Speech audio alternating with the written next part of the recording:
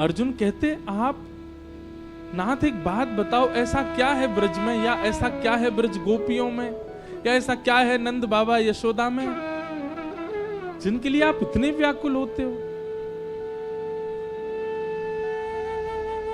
ब्रज में ऐसा क्या है जो आप ऐसे हैं? ठाकुर जी बोले, पहले उद्धव को भेजा था मैंने, अब मैं बार बार थोड़ी भेजता रहूंगा। उद्धव तो संभल के आ गया 6 महीना में, शाम तक के लिए बोल के गया था, 6 महीना में लौट। अब तुझे भेज दूंगा तो तू तो हो सकता वापस ही नहीं आवे। बताने के लिए तो मैं नहीं बता सकता ब्रज का भाव क्या है, लेकिन चल तुझे दर्शन कराता हूं।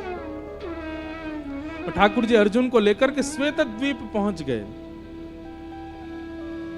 और श्वेत द्वीप जाकर के ठाकुर जी ने दिखाया एक पर्वत, अद्भुत पर्वत चमक रहा है, ना उसमें वृक्ष है ना पौधे हैं, किसी भी प्रकार की कोई वस्तु नहीं है, केवल चंद्रमा की भांति वो पर्वत चमक रहा है। और उस पर्वत के ऊपर में एक अंगुष्ठ के नख पर, दोनों भुजाएं ऐसे ऊपर करके, और एक अंगुष्ठ के नख पर एक ऋषि खड़े हैं और तप कर रहे हैं। अर्जुन पहुंचे, अर्जुन ने जाकर के कहा, हे ब्रह्मण्य, हे ऋषिदेव, आपको बारंबार प्रणाम। उनके नेत्र खुले। अर्जुन, आप अकेले आए हैं, ठाकुर जी नहीं आए आपके साथ? बोले हाँ आए हैं, नीचे खड़े हैं। बोले मैं उनकी तपस्या के लिए कितने वर्षों से तप कर रहा हूं, कृपा करके उनका दर्शन कराओ। ठाकुर जी सन्मुख आए, ठाकुर जी ने उनको आशीष प्रदान किया। अर्जुन ने पूछा कि आप इसी पर्वत पर खड़े होकर के क्यों कर रहे हैं, और आपकी भावना क्या है? तब संत ने बताया, बोले ये पर्वत सामान्य पर्वत नहीं है, ये हमारे ही कितने जन्मों से हम तप कर रहे हैं, और हमारे तप करते ही हमारी अस्थियां जो हैं वही पर्वत में विलीन होती जा रही हैं। तो इतने जन्म हम व्यतीत कर चुके जितना बड़ा ये पर्वत है, और ये अब हमारे इतने जन्म के बाद अब ठाकुर जी मिले। ठाकुर जी ने मांगा, ठाकुर जी ने कहा वरदान मांगो, क्या वरदान चाहिए? तब उन्होंने कहा कि हमें भौम वृंदावन का वास चाहिए, श्री वृंदावन वास चाहिए नाथ। ठाकुर जी ने अर्जुन की ओर देखा, देख रहे हो इतने वर्षों से ये तप कर रहे हैं और इतने जन्म इन्होंने व्यतीत कर दिए केवल भौम वृंदावन को देख, भूमि के वृंदावन को देखने के लिए। भूमि का वृंदावन मतलब जो हमको दिख रहा है, इससे भी एक और भीतर है, वो श्री वृंदावन, निज वृंदावन है, उस तक तो भूले ही जाओ। भौम वृंदावन की प्राप्ति के लिए इन्होंने इतना तप किया कि इनके पूर्व जन्मों की अस्थियां पहाड़ बन गईं। तब ठाकुर जी बोले, देखो तुम्हारे तप से हम तुमको दर्शन देने तो आ गए, तुम्हारे तप से हमने वरदान देने की आज्ञा तो कर दी, पर वरदान में जो तुमने मांगा है वो हमारे वश में नहीं है देना। वो तो श्री प्रिया जी दे सकती हैं, वो तो हमारी श्री किशोरी जी दे सकती हैं, हमारी लाडली जी दे सकती हैं। मैं ब्रजवासियों के दर्शन का सुख दे सकता हूं, संत सेवा दे सकता हूं, गौ सेवा दे सकता हूं, सुख समृद्धि और सब कुछ दे सकता हूं, अपना दर्शन तक दे सकता हूं, इंद्र की पदवी दे सकता हूं, ब्रह्मलोक दे सकता हूं, रसातल दे सकता हूं, पूरी भूमि का नृप बना सकता हूं। वृंदावन देवी की सामर्थ्य मुंह में भी नहीं है। अर्जुन बोले, नाथ इतने निष्ठुर मत हो, देखो उन्होंने कितने जन्म व्यतीत कर दिए, आज जाकर के आप उनको दर्शन दे रहे हो और उसके बाद भी आप मना कर रहे हो कि आप वरदान नहीं दे सकते। ऐसा तो मत करो नाथ। अर्जुन ने भी प्रणाम प्रार्थना की, सामने वो ऋषि भी रुदन करने लगे। तो ठाकुर जी बोले, रुको हम श्री जी से प्रार्थना करते हैं। सोई ठाकुर जी नेत्र बंद करके बैठे, श्री जी को ध्यान किया और श्री जी प्रकट है गई। हे लाडली जू, एक आपसे निवेदन है। किशोरी जी बोले, हाँ कहो। बोले, ऐसे ऐसे एक महात्मा है, उन्होंने तप किया है, पर उन्होंने केवल कृष्ण नाम का तप किया है, उन्होंने युगल उपासना नहीं की है, उन्होंने केवल हमारी आराधना की है।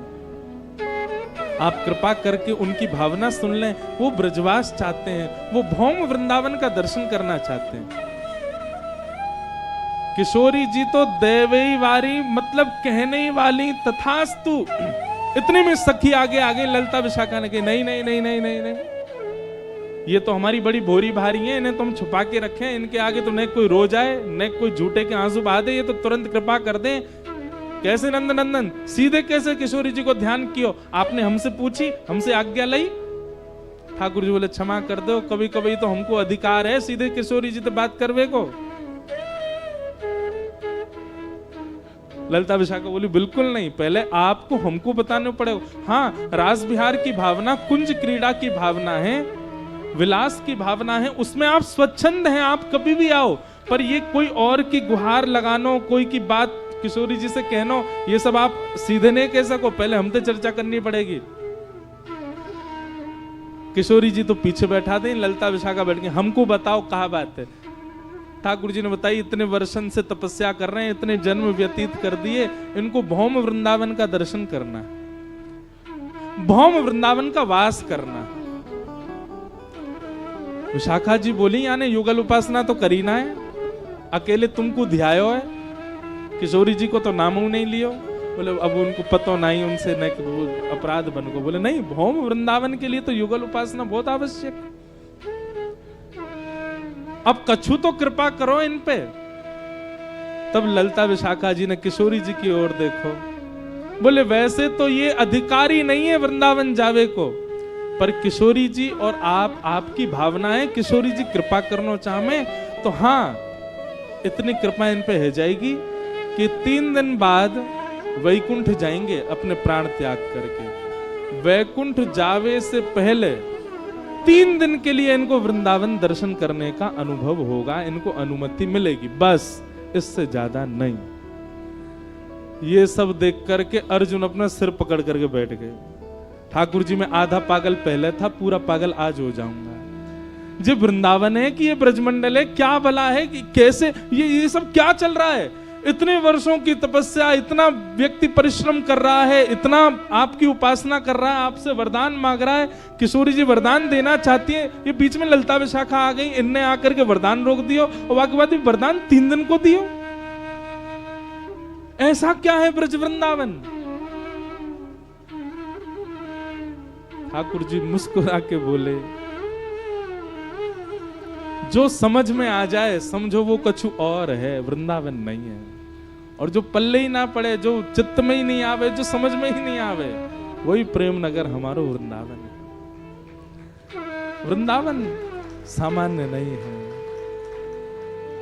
सोचो, इस कथा को सुन करके सोच के क्या भावना उत्पन्न हुई? हम खा रहे हैं, हम पी रहे हैं, हम सो रहे हैं, हम डोल रहे हैं, हम पाप भी कर रहे हैं इस भूमि में आकर के, जहां अनंत कोटि जन्मों तक तप करने के बाद केवल 3 दिन का दर्शन प्राप्त होता है, वहां हम ये सब क्रिया कर रहे हैं। तो या को मतलब हमने कितनों तप किया होगा, कितनी भजन साधना करी होगी, कितनों यज्ञ नेम किए होगो, और आपसे भी ज्यादा तो जाको जन्म वृंदावन में भयो, ब्रजवासी है, वहां पर कितनी बड़ी कृपा है ब्रज की। और फिर भी हम ब्रज महिमा नहीं जान पा रहे, ब्रज के भाव नहीं जान पा रहे। इतनो अनुग्रह, इतनी कृपा, इतनी मिन्नत करनी पड़े तब जाकर के श्री ब्रज में 3 दिन को दर्शन प्राप्त हो गए। हम तो यहीं रह रहे हैं। यहाँ को मतलब किशोरी जी, ठाकुर जी ने कितना बड़ा अनुग्रह किया हमारे ऊपर। और वामे भी गोपी भाव, जो सर्वोत्कृष्ट भाव है, सर्वोच्च भाव है। हम ब्रज में आ गए, ब्रज में जन्म ले लियो, ब्रज में रह रहे हैं, यही बहुत बड़ी बात है। गोपी भाव तक पहुंचना तो बहुत ही मुश्किल है। गोपी भाव तक आ जाना तो अति दुर्लभ। इसीलिए